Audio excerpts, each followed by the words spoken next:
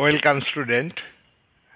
আজকের ভিডিওর আলোচনার বিষয় হলো ভারতের সংবিধানের তৃতীয় অধ্যায়ের ১৯(১) ধারায় উল্লেখিত স্বাধীনতার অধিকার সম্পর্কে।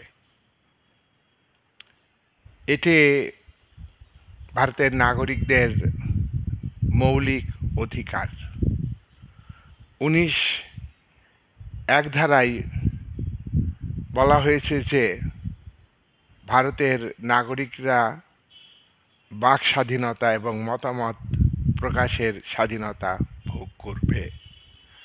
বাক স্বাধীনতা এবং মতামত প্রকাশের স্বাধীনতা হলো ভারতের প্রত্যেকটি মানুষ লিখিতভাবে এবং অলিখিতভাবে তার মতামত প্রকাশ করতে পারবে।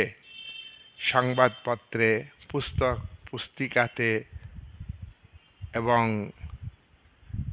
বিভিন্ন অফিস আদালতে তাদের ওপিনিয়ন জানাতে পারবে। এটা তাদের মৌলিক অধিকার। ১৯(১) ধারার এই বাক স্বাধীনতা এবং মতামত প্রকাশের স্বাধীনতা মানুষের চিন্তাকে বিকশিত করে। এটা ভাষা হলো মানুষের চিন্তার বাহন, তার প্রতিভা বিকাশের একটা মাধ্যম। তাই বাক স্বাধীনতা এবং মতামত প্রকাশের স্বাধীনতাকে গুরুত্ব দিয়ে ভারতের সংবিধানকে সমৃদ্ধ করেছে। ভারতীয় সংবিধান অনেক উন্নত হয়েছে। ১৯(১) ধারায় এই বাক ও মতামত প্রকাশের স্বাধীনতার কথা উল্লেখ আছে। আর ১৯(১) মানে ১ উপধারায়, আর ১৯(২) উপধারায়, ১৯ মেন ধারা আর ২ উপধারায় এই বাক ও মতামত প্রকাশের স্বাধীনতার উপর কতগুলি নিয়ন্ত্রণ আরোপ করা হয়েছে। মতামত প্রকাশ করা এবং কথা বলতে পারা এটা অবাধ হতে পারে না। এটাকে নিয়ন্ত্রণ করা যাবে এ কথা ১৯(২) ধারায় উল্লেখ আছে। কখন নিয়ন্ত্রণ করা যাবে? ভারত একটা সার্বভৌম রাষ্ট্র। ভারতের সার্বভৌমত্ব ক্ষুণ্ণ হবে এমন কথা, এমন ভাষণ, এমন বক্তব্য কেউ রাখলে তার এই বক্তব্য, তার এই বাক স্বাধীনতাকে ভারত সরকার নিয়ন্ত্রণ করতে পারবে। ভারতের নিরাপত্তা, সীমান্ত নিরাপত্তা বা ভারতের ভৌগোলিক সীমানাকে নিরাপত্তা রক্ষার বিষয়ে বাক এবং মতামত প্রকাশের স্বাধীনতাকে খেয়াল রাখতে হবে। কোনো ব্যক্তির মতামত এবং বাক স্বাধীনতা আছে বলেই ভারতের নিরাপত্তা ক্ষুণ্ণ হবে এমন কথা সে বলতে পারে না। তাকে এটা ভাবতে হবে। কেউ যদি ভারতের নিরাপত্তা ক্ষুণ্ণ হবে এমন বক্তব্য রাখেন, মতামত প্রকাশ করেন, ওপিনিয়ন প্রকাশ করেন, তাহলে তার বক্তব্যকে নিয়ন্ত্রণ করা যাবে। বাক ও মতামত প্রকাশের স্বাধীনতা ১৯(১) ধারায় আছে বলেই এটাকে এমন ভাষণ দেয়া যাবে না, এমন কথা বলা যাবে না দেশের মধ্যে শান্তি শৃঙ্খলা ক্ষুণ্ণ হবে। এমন ভাষণ, এমন বক্তব্য তুলে ধরা যাবে না যাতে সাম্প্রদায়িক সম্প্রীতি ক্ষুণ্ণ হয়, জাতপাতের সমস্যা সৃষ্টি হয়, অরাজকতার সৃষ্টি হতে পারে, বিশৃঙ্খল পরিস্থিতির সৃষ্টি হতে পারে। এমন বাক স্বাধীনতা এবং মতামত প্রকাশের স্বাধীনতাকে ভারতের সংবিধানে স্বীকার করা হয়নি। ১৯(২) ধারায় এ কথা উল্লেখ আছে। বাক ও মতামত প্রকাশের স্বাধীনতা আছে বলেই আদালতকে অবমাননা করা যাবে না। আদালত কোনো ব্যক্তি অবমাননা করলে, আদালতের মধ্যে দাঁড়িয়ে যদি কোনো ব্যক্তি কথা বলে আদালতের বিপক্ষে, তাহলে তা প্রতিরোধ করতে পারবে। এ কথা ১৯(২) ধারায় উল্লেখ আছে। যুক্তিসঙ্গত বিধিনিষেধ তার উপরে আরোপ করতে পারবে। মানহানি প্রতিরোধ, বাক স্বাধীনতা আছে বলে কেউ কাউকে সম্মানহানিকর আচরণ করবে, সম্মানহানিকর কথা বলবে, গালাগালি করবে, তা কিন্তু ঠিক নয়। তাহলে আমরা দেখছি যে ভারতের সংবিধানের ১৯(১) ধারাতে যেমন বাক ও মতামত স্বাধীনতার অধিকারকে স্বীকৃতি দেওয়া হয়েছে, মানুষের মনের ভাবকে প্রকাশের সুযোগ দেওয়া হয়েছে, তেমনি মতামত এবং তোমার কথা বলার যে স্বাধীনতা, সেটা হিসাব করে ব্যবহার করতে হবে। দেশের সার্বভৌমত্ব, দেশের নিরাপত্তা, শান্তি শৃঙ্খলা, আদালত, অবমাননা, মানহানিকর এই সমস্ত বিষয়কে মাথায় রেখেই তাকে এই স্বাধীনতা ভোগ করতে হবে। নাম্বার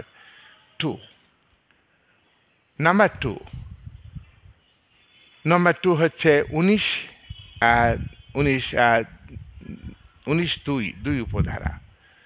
19(2) ধারায় কি বলা হয়েছে? সমবেত হওয়ার অধিকার।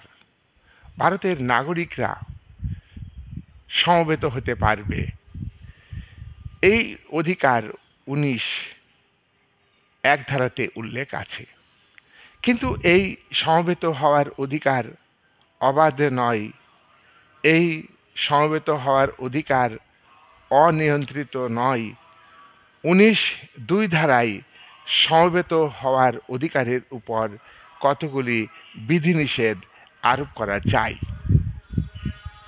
সমবেত হতে হবে শান্তিপূর্ণভাবে, সমবেত হতে হবে নিরস্ত্রভাবে, সমবেত হতে হবে জনশৃঙ্খলা বজায় রেখে, সমবেত হতে হবে ভারতের সার্বভৌমত্ব রক্ষার জন্য। সার্বভৌমত্ব ক্ষুণ্ণ হবে এমনভাবে সমবেত হওয়া যাবে না, সংহতি রক্ষা করতে হবে। তাহলে 19(3) ধারায় যে সমবেত 19(1) ধারায় যে সমবেত হওয়ার অধিকার ভারতের সংবিধানে স্বীকার করা হয়েছে, উল্লেখ করা হয়েছে, সেই 1 ধারার সমবেত হওয়ার অধিকারের উপর 19(3) ধারা অনুযায়ী সমবেত হতে হবে শান্তিপূর্ণভাবে, নিরস্ত্রভাবে সমবেত হতে হবে, জনশৃঙ্খলা বজায় থাকবে এমনভাবে সমবেত হতে হবে, ভারতের সার্বভৌমত্ব রক্ষিত হবে এমনভাবে সমবেত হতে হবে, এবং ভারতের সংহতি রক্ষা করা সম্ভব হবে এমনভাবে সমবেত হতে হবে। তাহলে আমরা দেখছি যুক্তিসঙ্গত বিধিনিষেধ বা বাধা নিষেধ, রিজনেবল রেস্ট্রিকশন ভারত রাষ্ট্র এই সমবেত হওয়ার অধিকারের উপর আরোপ করতে পারে। নাম্বার 3 নাম্বার হলো 19(1) ধারায় সংঘ বা সমিতি গঠন কিংবা তোমার সংগঠন গড়ে তোলার অধিকার। 19(1) ধারায় সংঘ গঠনের অধিকারকে স্বীকার করা হয়েছে। ভারতের নাগরিকরা স্বাধীন মতো যে কোনো সংগঠনে যোগ দিতে পারবে, যে কোনো সমিতি গঠন করতে পারবে, সভা সমিতিতে যোগ দিতে পারবে, মিছিল করতে পারবে, মিটিং করতে পারবে। এগুলি হচ্ছে ভারতের সংবিধানে 19(1) ধারায় উল্লেখিত স্বাধীনতার অধিকার। কিন্তু 19(1) ধারায় সংঘ এবং সমিতি গঠনের যে অধিকারের কথা বলা হয়েছে, সেক্ষেত্রে 19(4) ধারা অনুযায়ী কিছু গুরুত্বপূর্ণ বিধিনিষেধের কথা রাষ্ট্র মাথায় রাখবে। অর্থাৎ সংঘ গঠন করার সময়, সমিতি গঠন করার সময় 19(4) ধারা অনুযায়ী রাষ্ট্রের নিরাপত্তার কথা ভাবতে হবে। রাষ্ট্রের নিরাপত্তা ক্ষুণ্ণ হবে এমন কোনো সংগঠন করা যাবে না, রাষ্ট্রের নিরাপত্তা ক্ষুণ্ণ হবে এমন কোনো মিছিল মিটিং করা যাবে না। আদালতের এবং এই যে 19(4) ধারায় যে বিধিনিষেধগুলো আছে, অর্থাৎ 19(4) ধারায় যে বিধিনিষেধ, সেগুলি হচ্ছে সংঘ গঠনের উপর বিধিনিষেধ। এখানে রাষ্ট্রের নিরাপত্তা একটা যুক্তিসঙ্গত বিধিনিষেধ। দেশকে আগে রক্ষা করা দরকার, দেশের মানুষের মধ্যে ঐক্য স্থাপন করা দরকার। দেশের সংহতি ক্ষুণ্ণ হবে, দেশের সার্বভৌমত্ব নষ্ট হয়ে যাবে, ক্ষুণ্ণ হয়ে যাবে, বিলুপ্ত হবে এমন সংঘ সমিতি গঠন করা যাবে না। 19(4) ধারায় এ কথা উল্লেখ আছে। নেক্সট হচ্ছে 4 নাম্বার। 19(1) ধারায় ভারতের সর্বত্র স্বাধীনভাবে ভারতবর্ষের যে কোনো মানুষ চলাফেরা করতে পারবে। এই চলাফেরার উপর মানে অযথা ভারত সরকার বা অন্য ব্যক্তি নিয়ন্ত্রণ করতে পারবে না। কিন্তু ভারতের সর্বত্র স্বাধীনভাবে চলাচল করার অধিকার এবং স্বাধীনতার উপর যুক্তিসঙ্গত বিধিনিষেধ আরোপ করা যাবে। 19(5) ধারায় একথা বলা হয়েছে, স্বাধীনভাবে চলাফেরা করার অধিকারের উপর বিধিনিষেধ আরোপ করবে ভারত সরকার জনস্বার্থ রক্ষা করবার জন্য এবং উপজাতিদের স্বার্থ রক্ষার জন্য। 5 নাম্বার। 5 নাম্বার স্বাধীনতার অধিকার 19(1) ধারায় উল্লেখ আছে। 19(1) ধারায় ভারতের যে কোনো অঞ্চলে স্থায়ীভাবে বসবাসের অধিকার আছে। ভারতের নাগরিকরা ভারতের যে কোনো স্থানে স্থায়ীভাবে বসবাস করতে পারবে। 19(5) ধারায় একথা বলা হয়েছে যে এই স্বাধীনতা, এই অধিকার অবাধ নয়। 19(5) ধারা অনুযায়ী জনস্বার্থ রক্ষা, জনশৃঙ্খলা রক্ষা এবং উপজাতিদের স্বার্থ রক্ষার জন্য এই 19(1) ধারায় ভারতের যে কোনো স্থানে, ভারতের যে কোনো অঞ্চলে স্থায়ীভাবে বসবাসের অধিকারকে কেড়ে নেওয়া যাবে। 6, 19(1) ধারায় বৃত্তি বা পেশা গ্রহণের অধিকারকে স্বীকার করা হয়েছে। ভারতের নাগরিকরা কোনো ধর্মের ভিত্তিতে পেশা গ্রহণ করবে না, কোনো জাতির ভিত্তিতে পেশা গ্রহণ করবে না। স্বাধীনভাবে সে যে কোনো পেশা গ্রহণ করতে পারবে, যে কোনো পেশা সে ত্যাগ করতে পারবে। কিন্তু এই পেশা গ্রহণের যে স্বাধীনতা 19(1) ধারায় উল্লেখ আছে, এটিও কিন্তু কিছু যুক্তিসঙ্গত বিধিনিষেধের দ্বারা নিয়ন্ত্রিত হয়। এই অধিকার তোমার নিয়ন্ত্রিত, অর্থাৎ এখানে স্বাধীনভাবে পেশা গ্রহণের ক্ষেত্রে যোগ্যতাকে মানদণ্ড হিসাবে গ্রহণ করা হবে। জনস্বার্থ বিরোধী কোনো পেশা গ্রহণ করতে পারবে না। জনস্বার্থ বিরোধী কোনো বাণিজ্য করলে রাষ্ট্র তার বিরুদ্ধে ব্যবস্থা নিতে পারবে।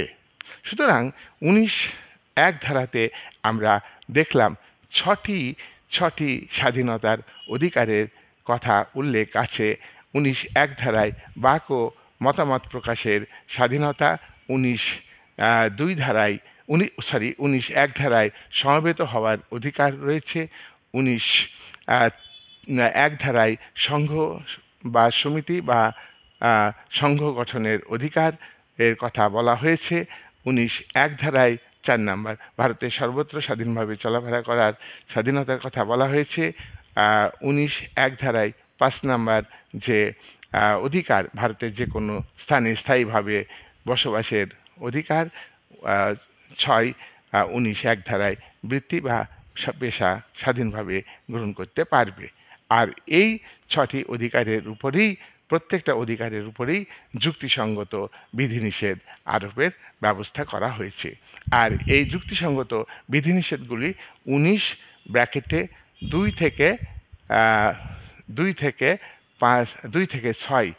থেকে 6 ধারায় উল্লেখ আছে। 19(2), 19(3), 19(4), 19(5), 19(6) এই 6টি উপধারাতে যুক্তিসঙ্গত বিধিনিষেধ আছে, সেগুলি আমি তোমাদের কাছে তুলে ধরলাম। যাই হোক, সামগ্রিকভাবে আমরা বলবো যে 19(1) ধারায় উল্লিখিত স্বাধীনতার অধিকারগুলি এখন বর্তমানে 6 ফ্রিডম এর কথা বলেছি। আগে একটা অধিকার ছিল রাইট টু প্রপার্টি, সেটা বাদ গিয়েছে। তাই এই 6টা অধিকারের উপরেই ভারত রাষ্ট্র রিজনেবল রেস্ট্রিকশান আরোপ করতে পারবে, বিভিন্ন কারণ নিয়ে আরোপ করতে পারবে, সেগুলো আমি আলোচনা করলাম।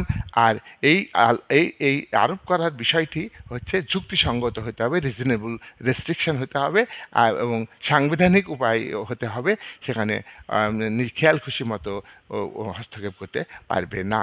আরেকটি কথা মনে রাখবে, কোনো অবাধ স্বাধীনতায় প্রকৃত স্বাধীনতা নয়, অবাধ স্বাধীনতা তো হচ্ছে স্বেচ্ছাচারিতার নামান্তর। তাই স্বাধীনতা যেমন থাকবে তার উপরে যুক্তিসঙ্গত রেস্ট্রিকশন থাকাটা কাম্য। সুতরাং এই অধিকারগুলো ভারতের সংবিধানে যে উল্লেখ করা হয়েছে তা অত্যন্ত তাৎপর্যপূর্ণ। কিন্তু এখানে অর্থনৈতিক অধিকারের কথা বলা হয়নি, এগুলি সবই হচ্ছে রাজনৈতিক স্বাধীনতা। এই বলে আজকের আলোচনা এখানে শেষ করলাম।